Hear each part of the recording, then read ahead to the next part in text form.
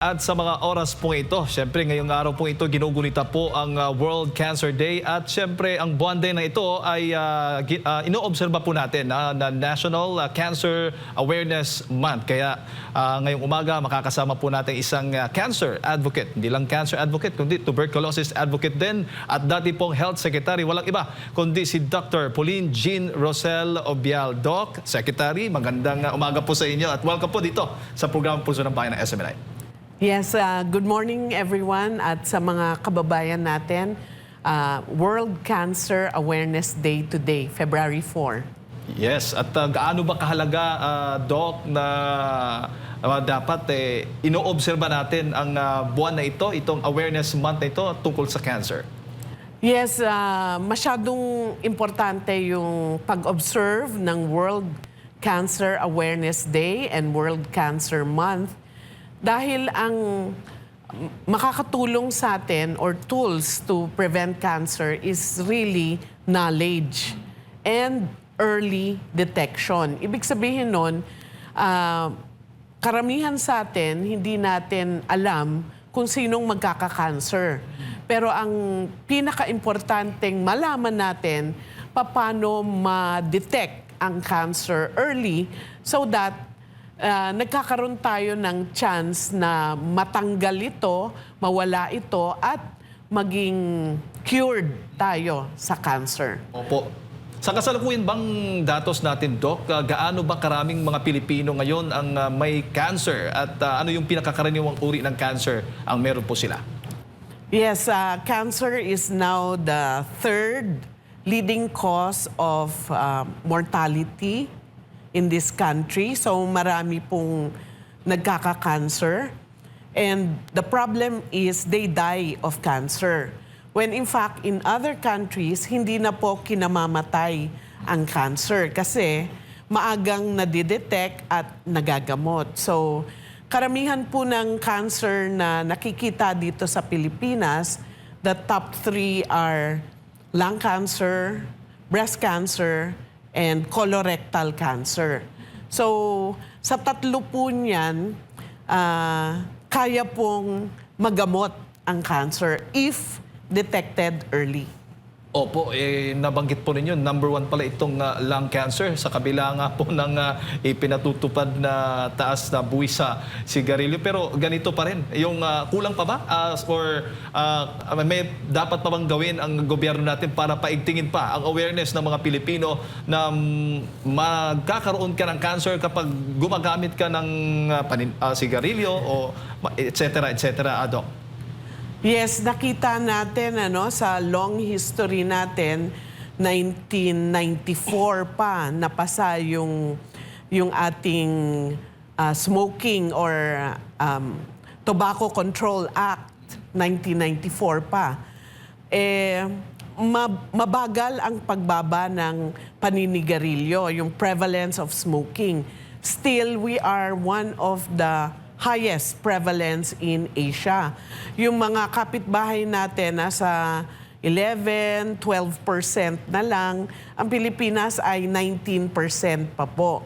And we all know that smoking is not just affecting the one using the cigarette or tobacco. It's also affecting the whole family or the workplace. Kasi meron pong tinatawag na second hand and meron third hand smoke. So, hindi lang po yung taong naninigarilyo ang affected.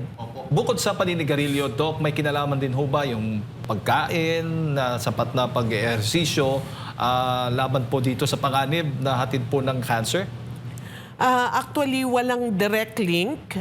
Unlike sa tobacco use, may direct cause and effect yung cancer.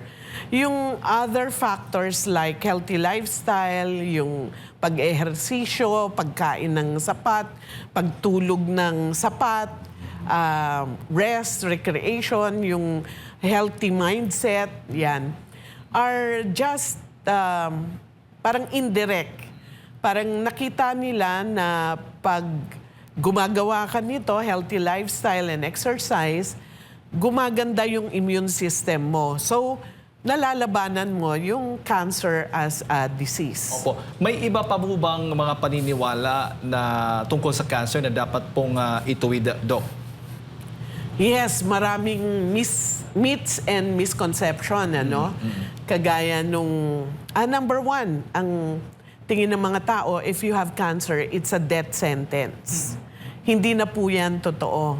Marami pong cancer patients na nakita yung cancer nila early, kaya nagamot po sila at sila po ay living cancer-free for 15 to 20 years na. Ibig sabihin, cured na sila sa cancer. Ang isang halimbawa ko lang is yung breast cancer. So, noong araw, death sentence po yan. Ngayon po, if you get the cancer early, ibig sabihin stage 1 or stage 2, nakukuha po yung lahat ng cancer cells, no, inooperahan, and then merong mga chemotherapy, radiation therapy, that after the treatment, zero cancer cells. So yung kaalaman on how to detect zero cancer cells, the scientists have moved that forward. No? Meron na tayong way of detecting circulating tumor DNA sa blood kahit na wala pa tayong bukol, for example, sa suso, nadidetect na through blood test the circulating cancer DNA. So alam na po natin kung balang araw magkaka-cancer tayo like 5 to 6 years from now, na-detect yung cancer DNA, magkaka-cancer tayo sa kung saang parte ng katawan. So there are also parang studies that show na some people have prophylaxis mastectomy. So parang alam na nila magkaka-cancer sila in the future, pinapatanggal na nila yung suso. So that's now the advancement in cancer science. And yun na nga po, dahil alam nila may circulating cancer DNA sila, bago pa mag-develop yung bukol, ay nagiging proactive na sila, healthy lifestyle, umiwas sa paninigarilyo, iwas sa mga bisyo, no? So, na-prevent ang cancer. Opo. Para doon sa mga, syempre, hindi nila alam kung may cancer sila or wala. Doc, may dapat bang regular din ang gagawin nilang mga screening test sa kanilang mga sarili? Correct. The key to cancer prevention is early detection. And the key to early detection is screening. No? So halos lahat ng common cancers, yung top 10, meron po tayong screening na magagawa. For example, sa lung cancer, chest x-ray lang po yan. Makikita yung mga bukol. Number 2, sa breast cancer, annual breast examination since the start of menstruation, annual. No? Magpapatingin ka sa doktor. Kakapain ng doktor o nurse yung suso and malalaman natin. And then may mammography. Yung for 40 years old and older, we recommend that. And then number 3, colorectal, yung sa dumi, no? Dinedetect kung may occult blood. So madali lang pong test yan. Bibigay yung sample ng dumi mo, matetest kung may occult blood. So sa prostate, yung PSA, testing rin sa dugo. No? So marami na pong screening tests that are available. But I'd like to also inform you that there's now a blood test that test for circulating tumor DNA of the 10 most common cancers in the world. So, isang blood test lang po yan, malalaman kung nasaan yung posibleng maging cancer natin. So, today after this program, I'm going to Cainta because the mayor has adopted this program of screening all the relatives of their cancer patients for blood tests for the 10 most common cancers. Kasi sila yung high risk of probably developing cancer later on kasi may mga kamag-anak na silang nagka-cancer. So, they're doing it as a routine test for all their cancer patients. Wow. Mabuhay, Cainta Mayor Kit Nieto. Opo, sana all, Doc. Yes. Kasi tanong ko sana, yun ang sunod kong tanong, kung makaka-afford ho ba yung mga mahihirap nating kababayan kapag gusto nilang magpa-screening test?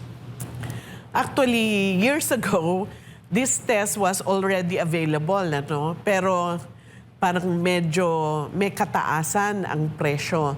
So right now, in recent years, bumababa na po yung presyo. And really, if more people get tested, the price will also go down. So this is a send-out test to Singapore and Korea. Opo. Bago ko lang ipasok kay Partner Albert, Doc, yung government po ba natin ay may financial support para po sa mga cancer patients tulad po niyan? Gusto nilang magpa-screening test. May ganun ba na programa ang gobyerno natin ngayon? Right now, actually it was during my time as health secretary, we passed the National Integrated Cancer Control Act. So it's a comprehensive law that allows our countrymen access to the latest technology, the latest innovation on cancer. So lahat ng mga bagong test pwede pong gawin using the Cancer Assistance Fund or CAF. Lahat po ng DOH hospitals meron yan. But the idea there is that hindi po yung patient ang magde-decide, but it's the doctors that decide what type of test is applicable to the patient. Doc, magandang umaga po. No? Dito po sa yung kahalagahan para sa dito po sa cancer, ano po yung malimit na cause? Is it lifestyle ba o hereditary? Alin ba ang mas maraming, kumbaga mas malaki yung ambag kung bakit nagkakaroon ng cancer yung isang individual? Dito lang muna tayo sa mga Pilipino. Actually, ang sabi sa mga textbook and also the research on cancer, it's multifactorial. So hindi pwedeng iisa lang pinanggagalingan ng cancer mo. Yung paninigarilyo lang or yung namana mo. So it's multifactorial. There are some people na meron sa pamilya nila pero sila wala. No? There are some people who have been smoking for 50 years or more. Wala naman silang lung cancer.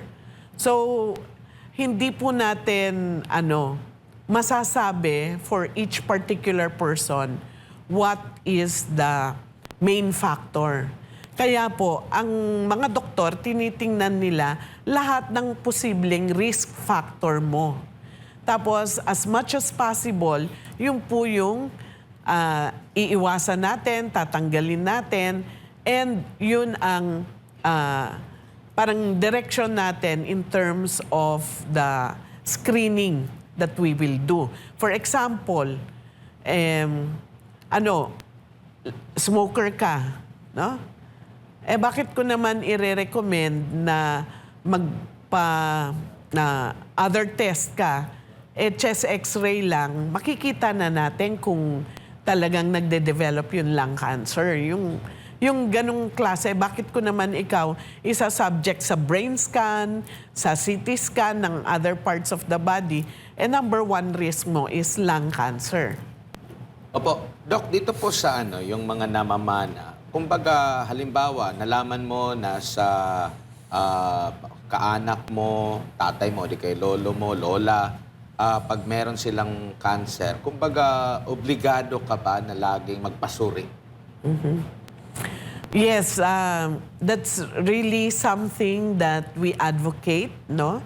Na yung may mga family history ng cancers, kasi even if your family has, let's say, prostate cancer or cervical cancer, hindi ibig sabihin pagdating sa'yo, yun rin yung cancer mo. because the risk is cancer cells are in your genes, no? So it can be any cancer. So when you have cancer in the family, ang suggestion po ay magpa-screen ka na for all possible cancers. So the recommendation is when you reach 35 years old, doon na mag-annual check-up, nakasama na yung mammography, kasama na yung chest x-ray, and then occult blood, and PSA for men. Opo, meron kasing gawi yung mga Pilipino rin na doc, no, na pwede nilang tiisin hanggang makakaya nila. Ayun. No? Kumbaga parang naging parte na ba yun ng kultura. Ito ba yung nagiging pahirap din sa atin sa pag-advocate nga, sa paglaban dito sa cancer, para magkaroon talaga ng early Detection. screening, detection po? Yan. Number one, nakita rin namin yan dito sa ating tuberculosis, na libre yung x-ray, ayaw magpa-x-ray. Kasi paano kung malaman nilang may TB sila? Di mabuti. Magagamot namin kayo, sabi namin. Pero for cancer, ganun rin. Doktora, bakit kami magpapamammography? Kung malaman namin meron kaming breast tumor, di mabuti, magagamot natin kayo ng maaga, no? Ganyan ang parang mindset ng Pilipino. Ay, wag akong magpapa-check up, gagastos pa ako, malalaman ko pa may sakit ako. Pero that's the most important thing, na maaga natin nakuha ang sakit nyo. Actually, yan ang problema ng mga DOH hospitals at ang healthcare system. 70 to 75% of cancer cases are in the late stage. So, pag doon po natin nakukuha yung cancer, malaki na yung ginagastos natin, and most probably, ikamamatay na po ng pasyente. Whereas kung stage 1 or 2, nakuha natin, which is in other countries, 80 to 85% of cancers are stage 1 and 2. So, gumagaling po, nagso-survive yung mga cancer patients. But in the Philippines, kinamamatay pa rin po natin yung cancer. Kaya, number 3 po tayo sa leading cause of mortality. Opo, doon po sa screening, ma'am, lahat na ba ng klase ng cancer, sakit na cancer, madedetect na doon? Kasi nabanggit mo yung top 3 na causes ng pagkamatay or cancer dito sa ating bansa. Lahat na ba yun? Automatic na ba yun? Lahat makikita? Actually, when you develop a test, may cost kasi yung research na yan. So, the test right now available to us, which is affordable, is for 10 common cancers. Kasi kung itetest nila yung mga rare cancers, mamahal lang yung test, yung value noon in terms of the cost, efficiency, hindi po tataas. So sa ngayon, 10 most common cancers. Pero hindi ibig sabihin nun, pag negative ka doon, wala ka ng cancer. Pwede pa rin pong meron. Pero ang ganda noon is we detect now cancer at stage 0. Wala ka pang bukol, nadedetect na yung cancer mo. So ano po yung advice, Doc? Kada taon, dapat at least once a year ay magpapa-screening ka at dapat talaga paglaanan ng pamilya? Or meron bang edad na dapat ito mapasuri na agad, common, na lumalabas talaga yung cancer? Kasi baka mapag-ipunan pa ng ating mga kababayan ngayon. Kasi nabanggit mo nga, may bayad din na po yan. And yan din yung naungunang hamon sa atin para, kasi ginagawang biro nga, ma'am, na kaya nagkakaroon sila ng sakit dahil nagpapacheck up sila. Yes, oo, yun ang myth, no?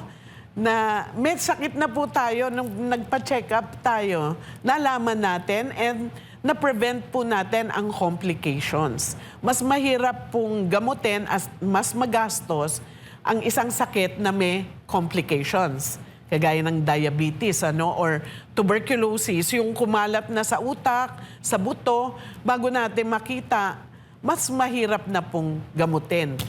Ngayon, ang recommendation po sa atin is screening starts at 35. So that's a blood test. And the recommendation is if you have a family history of cancer, you can take it earlier, no? Mga 25 or even 20. And then, every 5 years, no? But if you're older, kagaya nung 50, every year na po yan. Ma'am, kahit walang sintomas ba? Or lahat ba ng cancer may sintomas? Or wala akong sintomas, pwede na akong magpa-test dyan? Yes, it's better po na walang sintomas, no? Kasi it detects circulating cancer DNA. Ngayon, kung may sintomas na po tayo, iba na yung test na ginagawa. It's more of the imaging, yung mga CT scan, yung mga MRI, kasi diagnostic na tayo. Hindi po tayo screening. Yung screening po is blood test na ginagawa sa mga asymptomatic, wala pong sintomas. Opo, napag-uusapan po yung awareness dito sa sakit na cancer po, ma'am. Nasaan na antas na po tayo, ma'am, kung ikukumpara natin sa iba't ibang mga bansa na talagang meron sila mga good practices doon, nagiging successful yung awareness campaign nila kaugnay dito po sa cancer? Yun lang nga po, meron kaming advocacy sa Physicians for Peace. That's also one of my NGOs. Nagpupunta po kami sa mga liblib na lugar. Okay, this March nasa Sagada kami and Dinagat Island. Nag-screen po kami for breast and cervical cancer.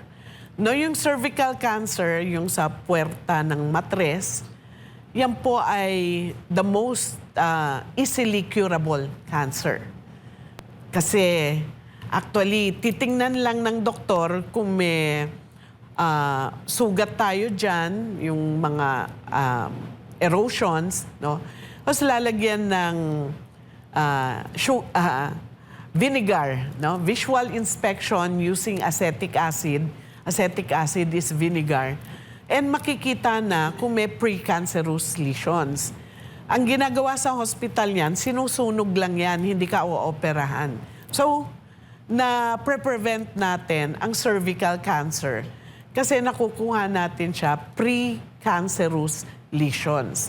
Unfortunately, yan pong technology na yan, kasama po ako sa mga nag-test in the entire country way back in 2000.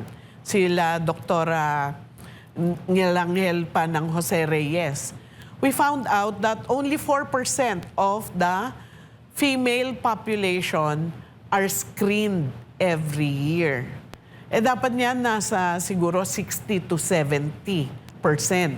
Pero yung mga kababaihan po natin, ayaw magpa-examine ng puwerta. Yun. And also breast cancer, no? Yung pagkapalang ng suso, that should be a regular practice of all females who start menstruation. Every month, 1 week after your menstruation, you do that, no? Breast self-examination, BSE. Unfortunately, ang nakikita po namin, yung mga bukol sa mga kababaihan, kasi kami, no? Clinical exam. Kasing laki na ng ping-pong ball. Hindi po tumutubo ang cancer ng ganong kabilis. Maliliit pa lang yan, parang marble, no? Yung holen, kaliit, makakapa nyo na ho yan. Kaso yung nakakapa namin, ping-pong ball na po kalaki. Matagal na po, mga ilang taon na nilang inalagaan yung bukol bago sila magpatingin sa doktor. So ganun po yung nagiging problema natin. Talagang yung mindset ng mga kababayan natin na sana early magpatingin sila. May nakapa silang bukol, patingin na kagad sa doktor. Huli na lang mula sa akin po, ma'am. Meron ba kasi hindi naman lahat po talagang nabibigyan ng pagkakataon na sila po ay makapagpa-check up agad. Yung iba, mga kapuspalad talaga. Meron po ba kayong mai-advise? Ano ba yung magandang gawin na dapat nilang gawin para makaiwas po dito sa cancer? Meron bang maintenance na pwedeng mabili natin sa palengke na pang-iwas talaga sa cancer? Kasi pag nag-check ka, tinatanong mo si ChatGPT, meron din yung isa-suggest. Sa YouTube, magtatanong ka kay YouTube, meron din yung isa-suggest. Pero mas maganda, manggagaling na po mula sa mga eksperto. Ano bang mga dapat gawin o dapat na gawing lifestyle, mapamayaman man o mga mahihirap nating mga kababayan para at least makaiwas po dito? Or parang pangmayaman lang ba ito na klase ng sakit po, Doc? Hindi po, marami pong kababayan natin ang mahihirap at nagkaka-cancer. Parang walang pinipili po ang cancer. Kaya mayaman ka, kaya mahirap. Kasi multifactorial nga po siya. Pwedeng namanan nyo po or merong environmental exposure. So, ang number one po dyan ay iiwas na po tayo sa environmental exposure. And yun nga po, paninigarilyo is directly linked to all types, all sorts of cancer. Breast cancer, cervical cancer, ovarian cancer, and lung cancer. So, iiwas na po tayo doon, no? Then, yung sinabi natin na healthy lifestyle, kasi nakaka-contribute yon sa pag-improve ng immune system natin. Yung immune system po natin, hindi lang sa cancer lumalaban, sa lahat po ng klaseng sakit. Kung malakas po ang immune system natin, hindi po tayo magkakasakit at hindi po tayo magkaka-cancer. And then number 3, yung early detection. Yun nga, pag nag-menstruation ng mga kababaihan, dapat monthly breast self-examination. Kung may nararamdaman po tayo sa katawan natin, wag po natin isasawalang bahala. Like, dinudugo na pala siya, hindi niya menstruation. Tumagal pa ng 3 taon. Meron po kaming pasyente na parang lumaki yung tiyan niya, no? Sabi namin, bakit to ngayon lang kayo nagpa-check up? 2 taon na. Akala ko buntis ako. 9 na buwan po ang buntis. Inabot na kayo ng 20 months na malaki ang tiyan. Hindi pa kayo nagpatingin. So, ganun po yung ating wish sa mga kababayan natin. Healthy lifestyle, umiwas sa mga cancer-causing agents, and screening and early detection. At saka yung malinaw po, Doc, na mas mataas yung tsansa na kayo'y gumaling kapag maaga kayong o maagang natukoy yung cancer sa katawan na po ninyo, Doc. Yes. Ayan. May gamot po. Oo. May gamot. Basta maaga natukoy ang cancer.